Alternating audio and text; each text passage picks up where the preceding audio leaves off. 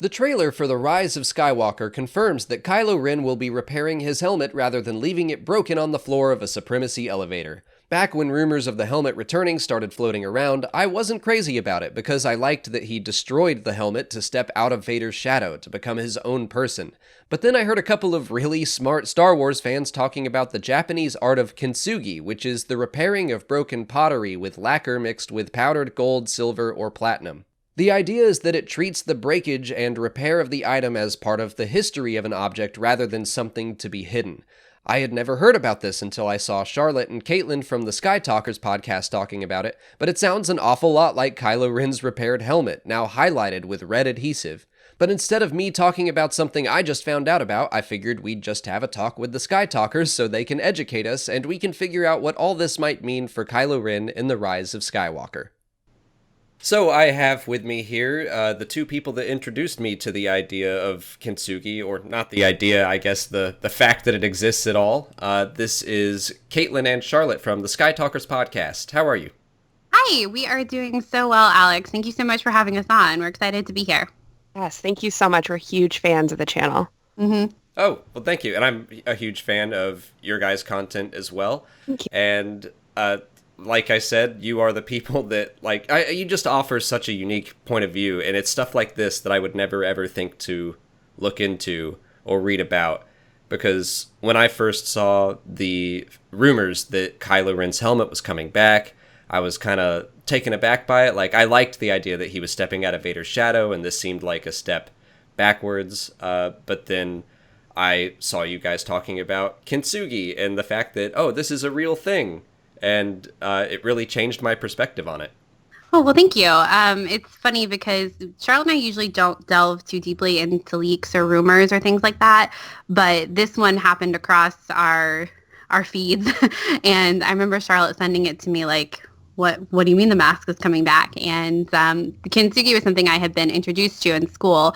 And I was like, oh, no, that looks exactly like Kintsugi, and I think this is fine. And so that was kind of where it started. And then after we started thinking about it a little more, I started doing a little bit more research on it and just kind of discovering what it was actually about. Because up until, I guess, like a month ago, I really only knew what it was on the most basic of level. I didn't really have any idea about its history or really anything past that it existed. Okay, so what do you think would be the most relevant or just the basics for people who have no idea what this is? So that's hard because now I feel like I know a little bit more about it. So I'll try to be succinct. But Kintsugi is a Japanese form. It's an artistic form of repair. And it basically started in the 16th century Japan. And the idea is that it was basically a way of repairing ceramics that had been broken.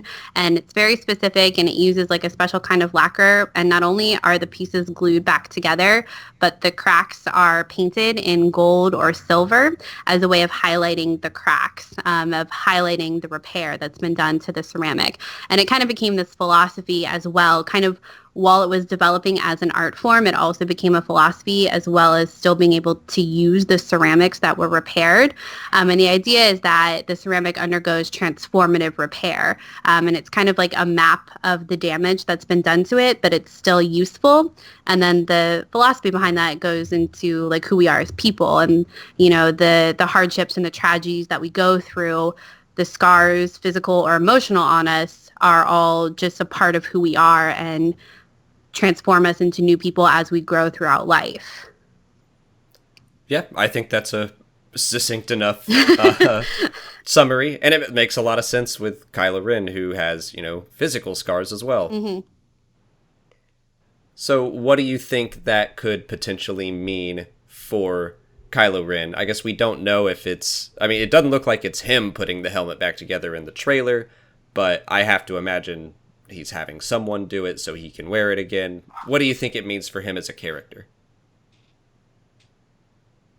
I think that's the interesting question for me at this juncture is who is actually repairing the mask and at whose behest is the mask being repaired.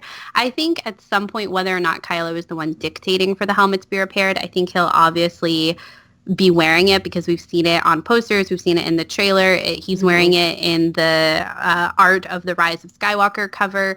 I think he's definitely wearing it. And for Charlotte and I, who are of the opinion that Kylo will be redeemed at the end, we kind of think it's symbolic of his character's journey. Kylo's whole shtick is let the past die, but he's wrong. He shouldn't let the past die. And Kintsugi is really all about that. It's having precious scars. It's remembering where you come from and the hardships you've gone through to get to where you're going, into like a better future and a better version of yourself. But you can't just erase everything that's come before. You have to take those lessons with you.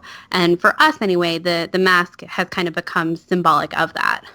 Right. And I don't know if Kylo necessarily knows that that's what he thinks it symbolizes in the beginning of the movie when he's constructing it, or someone is constructing it for him. But I think it definitely will in the film take on a greater meaning, like Kintsugi. And I think the narrative will reflect that. Yeah, I completely agree. I mean, if I hadn't seen your article, I would have just thought, oh, he rebuilt the helmet and not thought anything else about it. But I do think that it probably is going to be symbolic. And I had written down to bring up "Let the Past Die," and you already nailed it. Because I think that's exactly correct, that he thought that he should let the past die, and maybe this is just hinting that in episode 9 he will have kind of embraced everything that's happened to him rather than trying to reject all of it. Yeah, I think he kind of has to. I know, when we saw The Last Jedi and we saw the mask be destroyed, I think all of us who are pro-redemption for Kylo were like, yes, this is what he needs to do, like get rid of the mask, get rid of the shell that's around him. But then kind of seeing it come back, I think it makes a lot of sense for the narrative that we see them telling anyway, is that you can't actually forget your past. And part of that is the bad things you've done too, and the bad things that have been done to you. So I think the mask, I don't know if I think he'll keep it in the end. Like, I don't know if it'll be an everlasting symbol that will remain. But I think it's interesting that they brought this mask back, just like they brought Vader's mask back, and this whole like idea of artifacts that are being collected and like mementos of the past that we've kind of seen through a lot of different Star Wars content as of late. I think it all goes together really well, and I think the Kintsugi mask for Kylo fits in really well with a redemption narrative, at least from our interpretation. Yeah, I agree. And I mean, it's funny, I think last year at Dragon Con, we were on the episode 9 speculation panel together. And of course, the question came up, do you think Ben will be redeemed? And at the time, I was like, I could go either way. And I've since started leaning more towards the redemption angle. Whoa! I mean, a few things changed my mind on that. And really, the only argument against it I had originally was that I felt it would be too similar to Jedi. But after stuff like this, and I watched Avatar: The Last Airbender for the first time, and just like how much I wanted Zuko to just do the right thing. And I mean, he gets chance after chance. And I think that's also something I said at Dragon Con. I was like, Kylo's had 2 chances and he said no, so he's done. And now I'm like, I think I want him to make the right choice. Yeah. I'm glad to hear that. Yeah. We're glad to hear that. Clearly, we're very glad to hear that. It's funny because everyone always tells us to watch Avatar: The Last Airbender, specifically because of the parallel to Zuko that a lot of people draw between Zuko and Kylo, and we haven't yet. But we're really familiar with it. I know. We know it because everyone tells us to. No, we just haven't watched it yet. Yeah, I couldn't recommend that show enough. It's something that people had been telling me, you should really watch Avatar, and I finally did, and I loved it. It's on our list. We got it, Charlotte. It's not too long. It's Dave Filoni. Like, I know, it really checked all the boxes. For us, it really does. We just haven't gotten there. But yeah, I think a lot of people with Kylo's redemption, it could be a struggle because, saying that like he's had all these chances and stuff like that. His story is so compressed into 3 films, which I think is really interesting, but can also be a challenge because, I mean, you look at someone like Anakin, and Anakin had lots of chances. They were just spread out in a lot of different mediums and throughout a lot of different years. So I think sometimes it's hard to keep that perspective, whereas Kylo, it's within 2 films and they're very emotionally charged, and he killed Han Solo, and like these are things we really care about. And obviously we cared about what Anakin was doing too, but his story structure was just a little bit different than Kylo's. So I think sometimes that can be an argument against Kylo's redemption, but again, like for what we see as the kind of the core themes of Star Wars, the redemption just makes sense, and the Kintsugi mask kind of fits in really well with that, and with what we think thematically they're going for overall in the sequel trilogy of kind of balancing the dark and the light within you. Yeah, and to bring it back to Kintsugi a little bit, like you mentioned earlier, I think traditionally in the real world it's done with like gold or silver, but in the movie they're doing it with red. What do you think that means, if anything? Oh boy. I can speak for this, I think, for Caitlin. Caitlin's like the Kintsugi expert, let's be honest. Something that Caitlin and I actually talk about a lot is this concept of the red string of fate. And I don't know if you've talked about this on your channel, but I remember even like a year before The Last Jedi came out, Rian Johnson tweeted all of these pictures of red thread, which I think kind of sent the community with like big question marks and like what was happening with that. He just has since deleted them. But this idea of, and I believe it is a Chinese idea, but it also comes up in Japanese culture as well, of souls being bonded and a bond formed attached to this red string of fate. And I think something that Caitlin has picked up on when she wrote about Kintsugi, I think that she kind of picked up that the red could potentially be another symbol of this red string of fate, this understanding that you're always attached to, whether we think it's a person like Rey, who they are completely force bonded to, but also maybe he's like forever attached to his past. So this string of fate is always going to be a part of him. Mm-hmm. Yeah, the color red is so evocative too of Star Wars.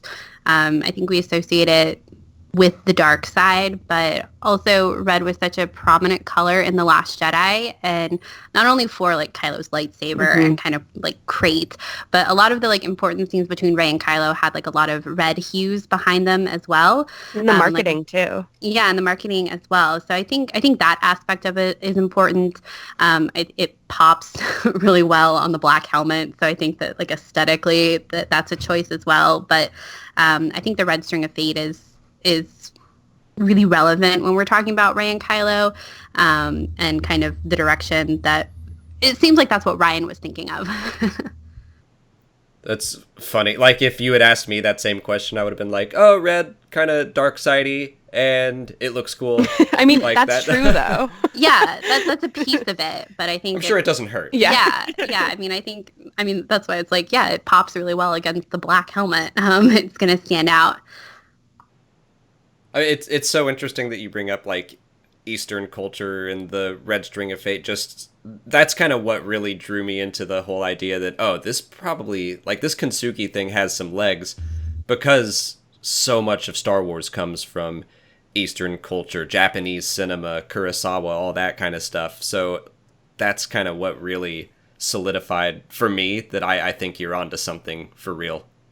Thank you. Yeah, I think when you look at, like, even if you just look up Kintsugi, if you just like straight Googled that, I mean, just the way that it's talked about, and it's called like the art of precious scars or like transformative repair, and that's so much of how, as like people who think a lot about Kylo's redemption, like that's so much of where our interpretation is based, kind of before Kintsugi even entered the picture, that seeing it and kind of understanding a little bit more about the practice and the philosophy behind it, it was like everything kind of clicked into place. Well, I think that covers everything, so I want to make sure that people know, A, that you guys have an awesome article about Kintsugi on your website, that they can read through that. Everyone should check out your podcast, the Skytalkers, as well. Again, it's very insightful, but let everyone know where they can find you guys if they have questions of their own. So, as you said, our podcast is called Skytalkers. I wrote this really long article about Kintsugi and kind of more in depth about the history behind it. That is on our website if you're interested in learning a little bit more about it. But you can find us on skytalkers.com or at SkytalkersPod on Twitter. And then we also have our personal Twitter handles as well. Mine is at Caitlin Plusher and Charlotte's is at Clarity. Yeah, and our podcast is available on every single platform. Yeah. Okay, great. Well, thank you so much for helping explain Kintsugi, explaining it to me and to everyone else. Thank you so much for having us. Thank you.